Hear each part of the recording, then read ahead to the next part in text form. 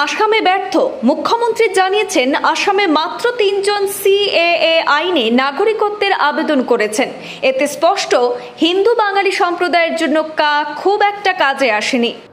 পরে দেখা যায় যেটা আসামের মুখ্যমন্ত্রী নিজে এসপিকে বলেছেন যে কার মাধ্যমে শুধু 3 জন আসাম রাজ্যতে নাগরিকত্ব পেয়েছে।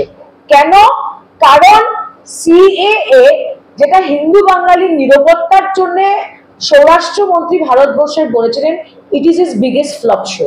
বিজেপি নাগরিকত্ব আইন এনে হিন্দু বাঙালিদের ভোট নিয়েছে। প্রত্যেকটা নির্বাচনের আগে নাগরিকত্ব ইস্যুতে বড় বড় কথা শোনা যায়, কিন্তু ফলাফল কোথায়? হিন্দু বাঙালিরা এনআরসির মাধ্যমে ভারতের নাগরিকত্ব প্রমাণ করেছেন।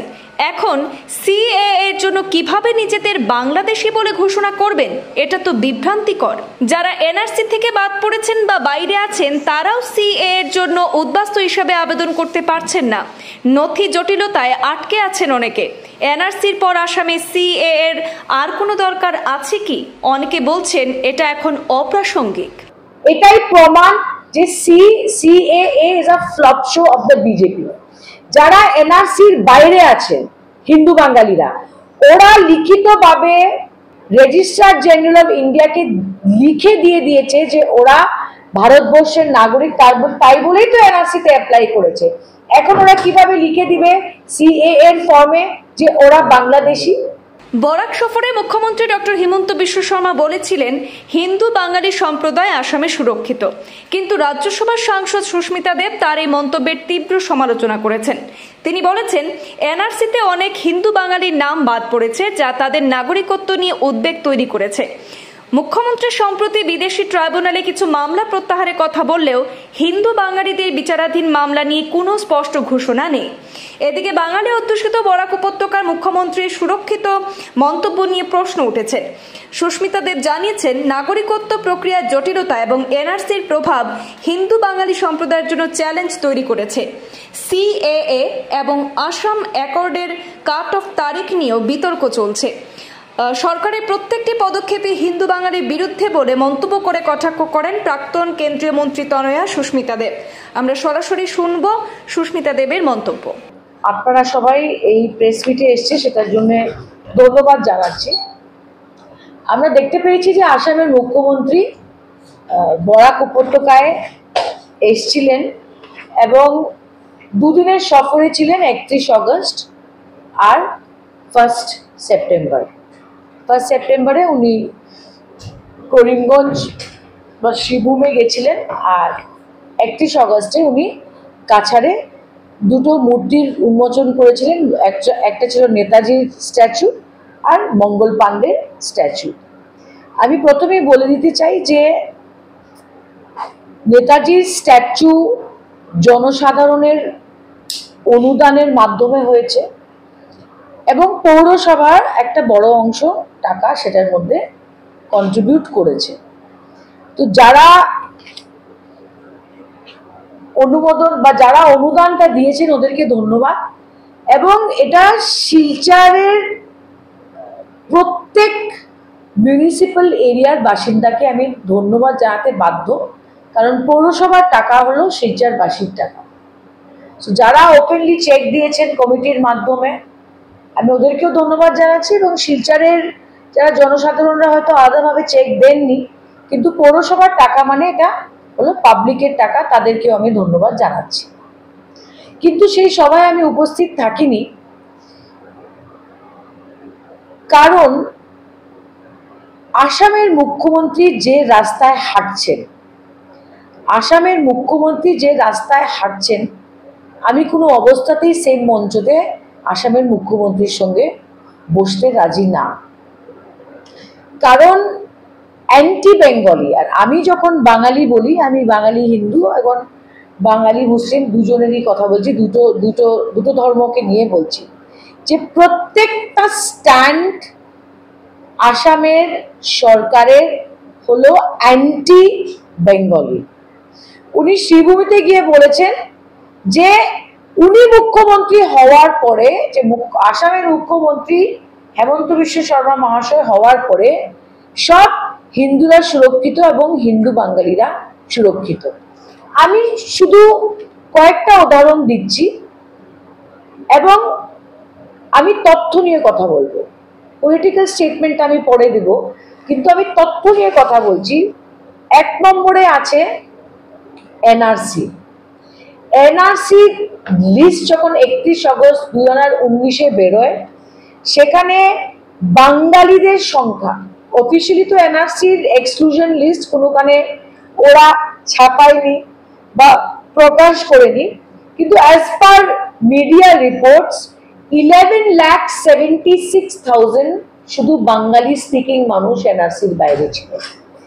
এছাড়া কোচ রাজবংশী, বোডো, রাভা, খাসি, মিসিং, অসমিয়া, হিন্দু সবাই অনেকেই এনআরসির বাইরে ছিলেন।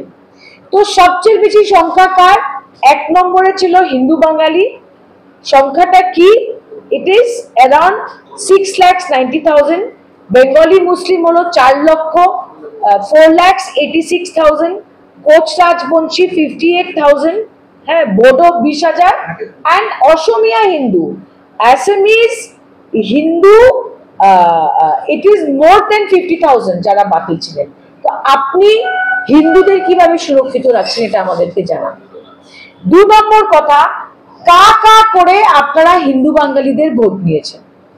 প্রত্যেক ইলেকশনের আগে নাগরিকত্ব নিয়ে আর হিন্দু বাঙালিদের নিয়ে একটা ছেলে খেলা হয়, আর পরে দেখা যায় যেটা আসামের মুখ্যমন্ত্রী নিজে প্রেস মিটে বলেছেন যে কার মাধ্যমে শুধু 3 জন আসাম রাজ্যতে নাগরিকত্ব পেয়েছে।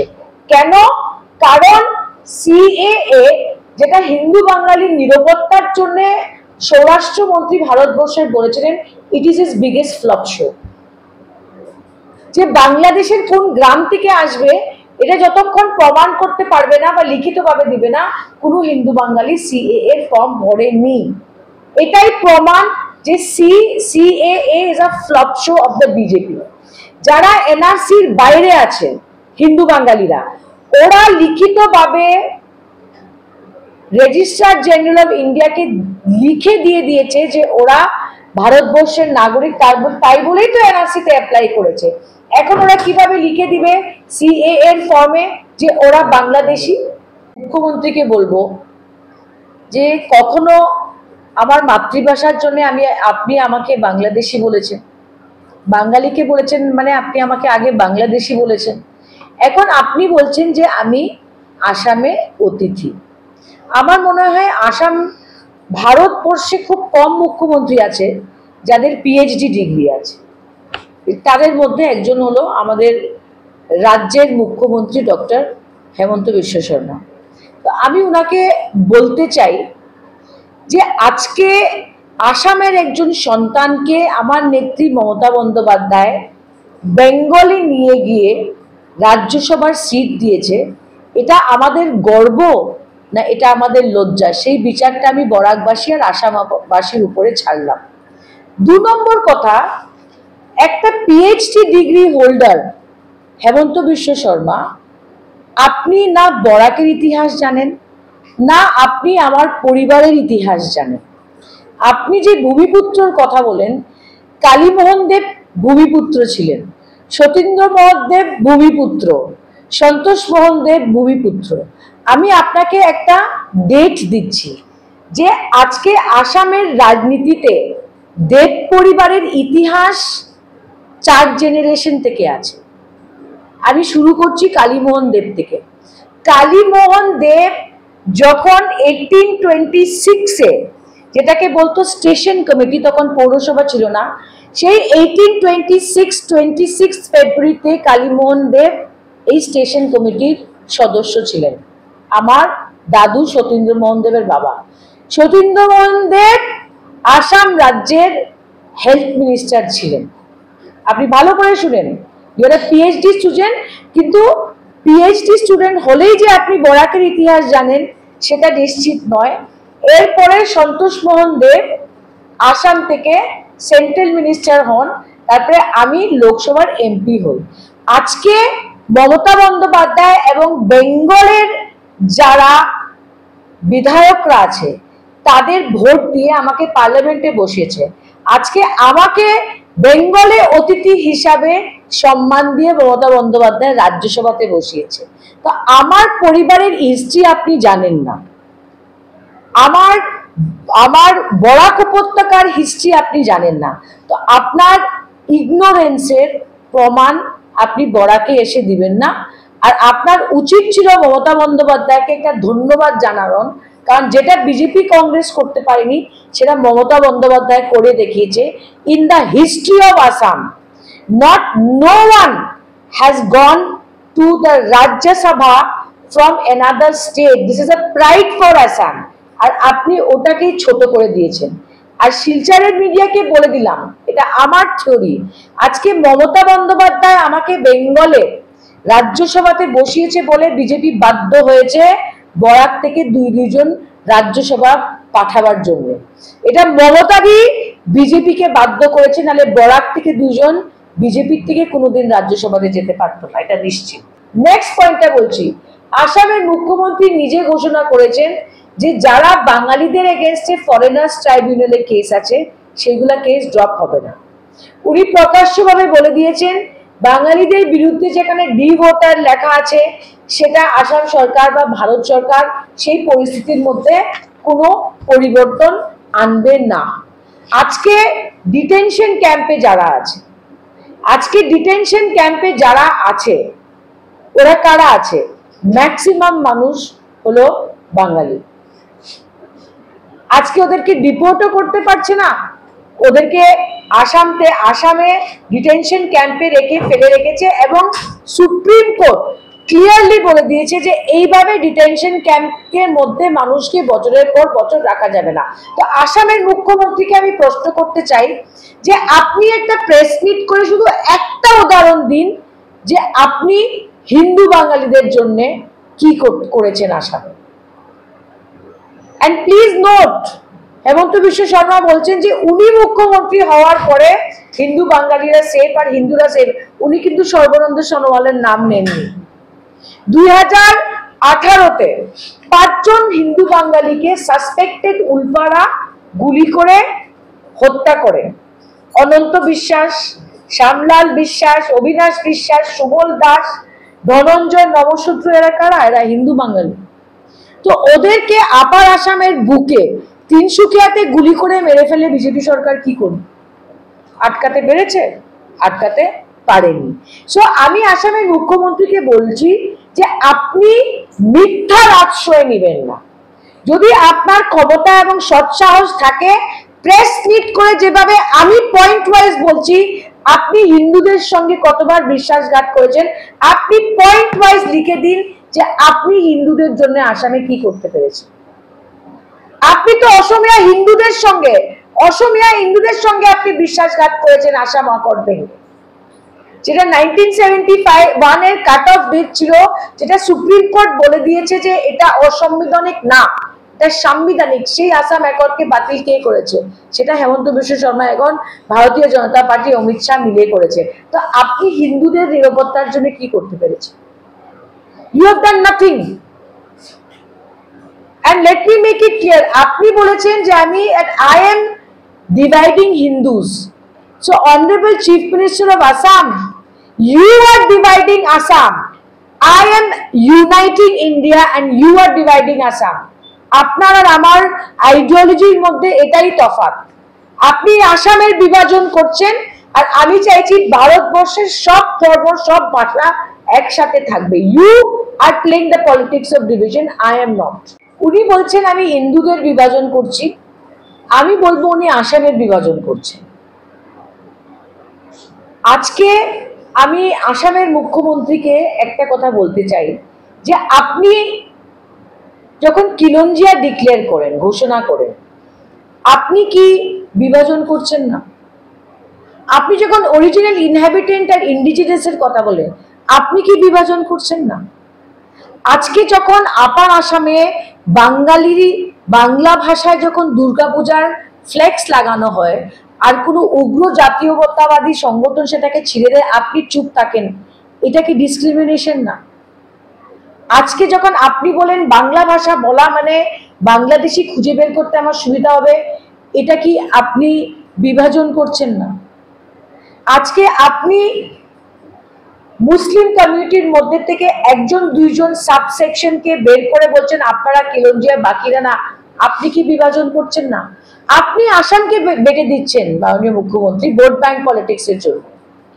আমি আপনাকে একটা ছোট্ট কথা বলি, আজকে বরাক ভ্যালিতে এরকম অনেক জায়গা আছে যেখানে অসমিয়া মানে অ্যাসামিজ স্পিকিং পিপল থাকে, আছে কিনা? এই তো তারাপুরে অসমিয়া বস্তি আছে, হরিনগরে আছে, রাজবংশীরা আজকে উদারবন্দে আছে।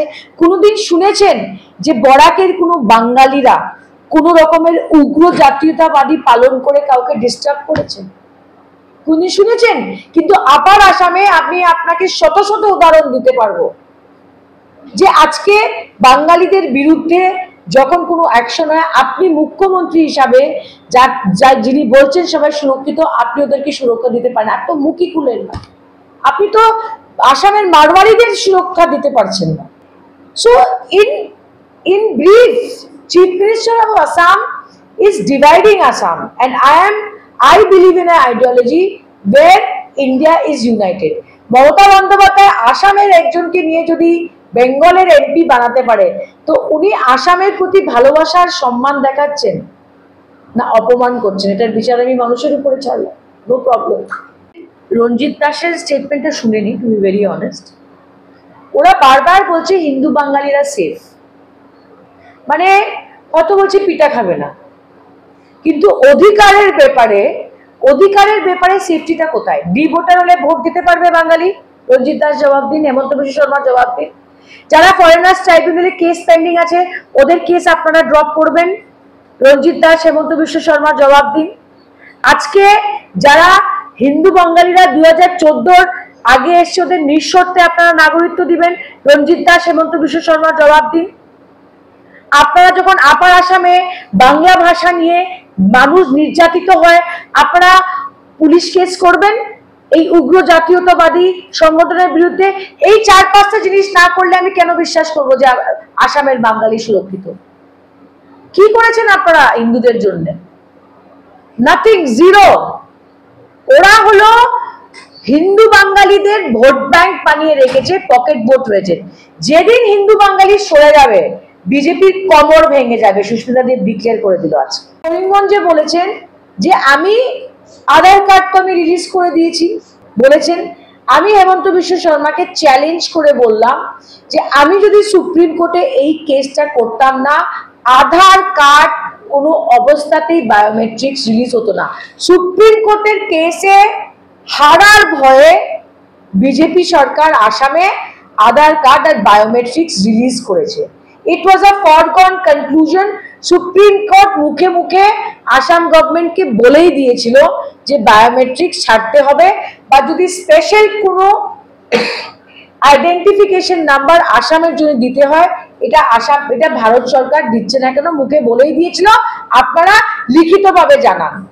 সুপ্রিম কোর্টে কেস হারার ভয়ে বায়োমেট্রিক্স রিলিজ করেছে স্টেট গভর্নমেন্ট। এটা উনি হিন্দুদের জন্য বা হিন্দু বাঙালিদের উপরে মায়া করে মোটেও আধার কার্ড ছাড়েননি।